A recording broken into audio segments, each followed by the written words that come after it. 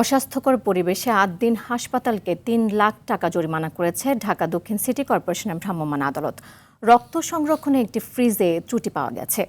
এদিকে পুলিশ জানিয়েছে ৬ নবজাতকের মৃত্যু নিয়ে তদন্ত প্রতিবেদন হাতে পাওয়ার পর আইনি ব্যবস্থা নেওয়া হবে। অন্যদিকে সাংবাদিকদের উপর হামলার ঘটনায় দুঃখ প্রকাশ করেছে প্রতিষ্ঠানটি।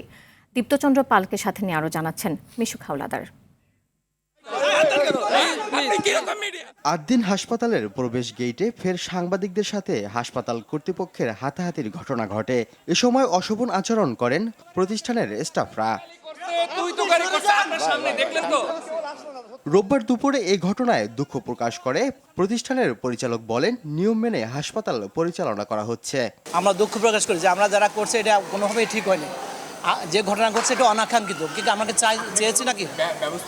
হ্যাঁ, অবশ্যই করছি, করিনি মানে আমরা তদন্ত কমিটি আমাদের যারা খারাপ করছে তাদের বিরুদ্ধে আমরা ব্যবস্থা নিয়েছি। হাসপাতালের সার্বিক পরিবেশ পর্যবেক্ষণের জন্য ভিতরে প্রবেশ করে দক্ষিণ সিটির ভ্রাম্যমাণ আদালত। নিরাপদ খাদ্য আইন অনুযায়ী ২ লক্ষ টাকা এবং ভোক্তা অধিকার সংরক্ষণ আইন অনুযায়ী ১ লক্ষ টাকা, মোট ৩ লক্ষ টাকা আমরা জরিমানা দণ্ড আরোপ করেছি। অস্বাভাবিক বলতে যেটাকে বোঝায় সেটা হলো যে ধরেন আপনার রেফ্রিজারেটর যেগুলো আছে, না বেকারি না, এখানে হাসপাতালে বিভিন্ন ওয়ার্ডে যেগুলো আছে সেগুলোতে আসলে আমরা কোনোটারে মিটার পাইনি। গেল বুধবার ৮ দিন হাসপাতালে অস্বাভাবিকভাবে ৬ শিশুর মৃত্যুর ঘটনায় সরকার একটি তদন্ত কমিটি গঠন করে। ৩ জুন প্রতিবেদন জমা দেওয়ার দিন ধার্য করা হয়।